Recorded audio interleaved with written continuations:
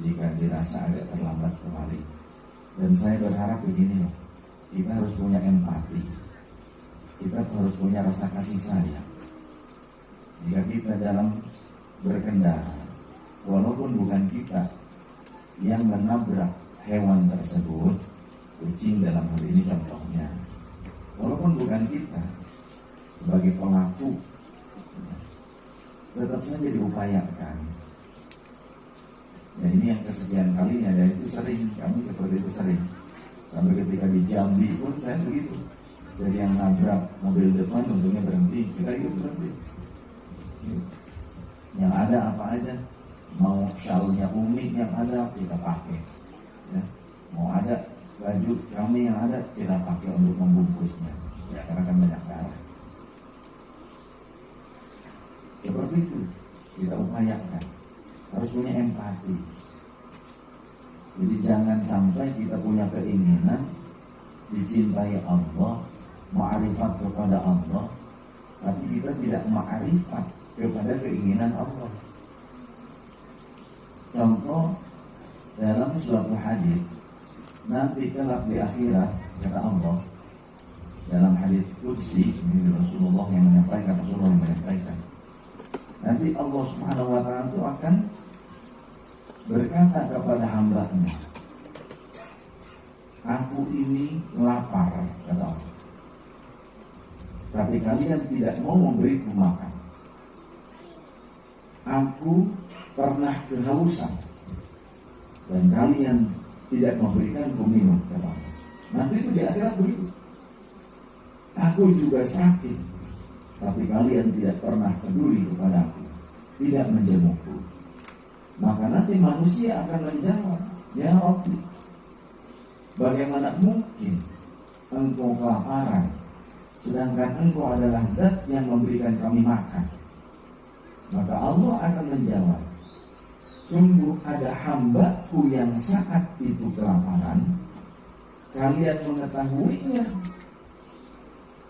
dan mereka meminta makan kepada kalian, tapi kalian tidak memberinya makan.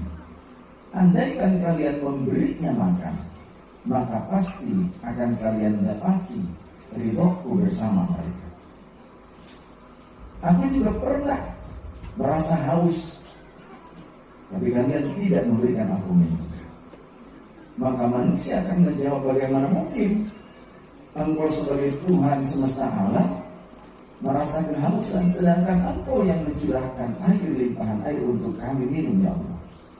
Kata Allah, saat itu ada hambaku yang kehausan, dan kalian menyaksikannya, tapi kalian tidak peduli kepada mereka. Dan aku juga sakit. Kata manusia, bagaimana mungkin engkau sakit, ya Allah? Engkau zat semesta alam. Kata Allah, hambaku lah yang sakit. Kalian tahu posisinya di mana mereka itu, tapi kalian tidak menjenguknya, tidak menolong mereka, tidak membantu mereka untuk berobat. Andai kalian mendatangi mereka dan menolongnya, maka niscaya kalian akan mendapati ridhoku, rahmatku berada bersama mereka.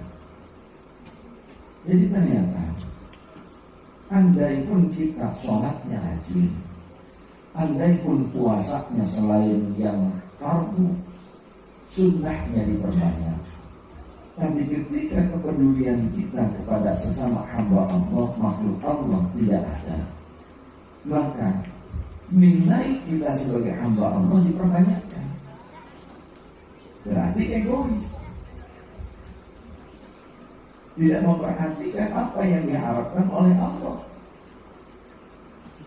Kalau hanya sujud saja kepada Allah, dulu iblis Azazil juga sujud kepada Allah, ahli sujud. Kalau dipertanyakan apakah Azazil itu ma'rifat, iblis itu ma'rifat. Iblis itu abid, ahli ibadah pada awalnya. Iblis juga alim pada awalnya, alim. Iblis itu ma'rifat. Tapi ketika Allah punya harapan agar kita juga peduli dengan apa yang diharapkan oleh Allah, ketika Allah memerintahkan seluruh makhluknya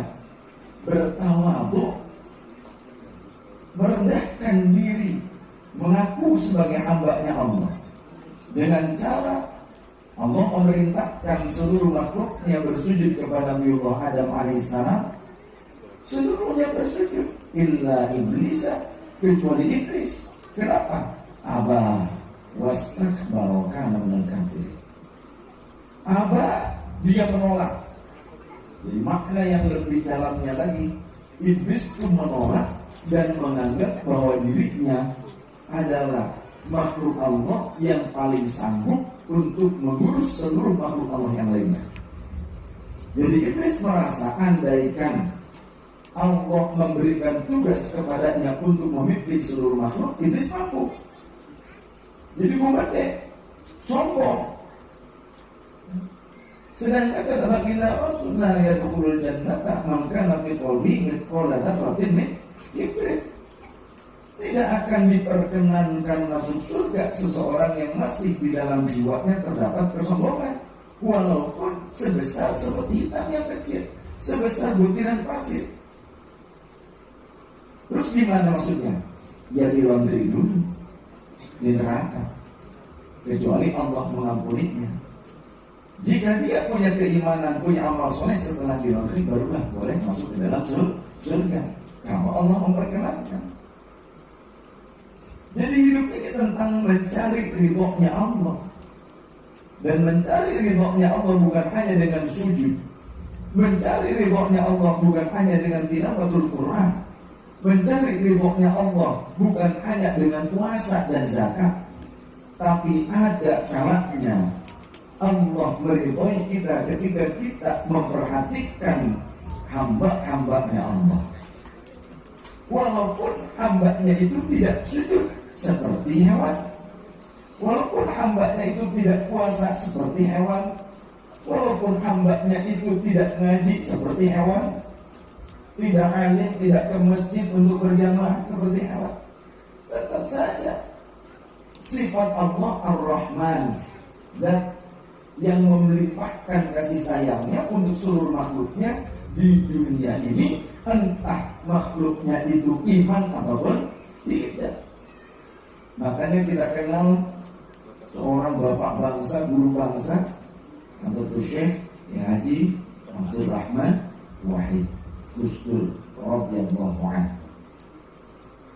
Sifatnya itu sama dengan namanya, Abdul Rahman. Karena kalau Ar-Rahim sifatnya Allah yang menyayangi hamba-hambanya yang beriman saja kelak di akhirat. Jadi anugerah perhatiannya Allah diberikan kepada yang beriman saja sebagai bentuk reward nanti bagi hamba-hamba yang sudah masuk surga. Tapi ketika di dunia Allah punya sifat Ar-Rahman, mau iman mau tidak Allah punya perhatian. Jika kita menganggap diri kita sebagai hambanya Allah Zat yang Maha Rahman, maka coba aplikasikan nilai Zat Allah yang Maha Rahman yang Allah sendiri telah memberikannya kepada kita. Mungkin saat ini kita bergamis ketika di dunia, pakai imamah, terlihat sujud oleh orang lain, rajin ke masjid, ke pengajian, tapi yakinlah kita ini punya dosa yang ditutupi oleh Allah Subhanahu wa ta'ala. Saya khususnya, andaikan Allah membuka aib saya, niscaya jangan gak akan mau ngedengerin saya ngomong. Betul tidak? Jadi punya nasab mulia, punya ilmu yang banyak, punya amalan soleh yang banyak, jangan menjadikan kita sombong seperti iblis, sehingga tidak ada kepedulian terhadap lingkungan kita. Jangankan hamdul minallah, hamdul minannas,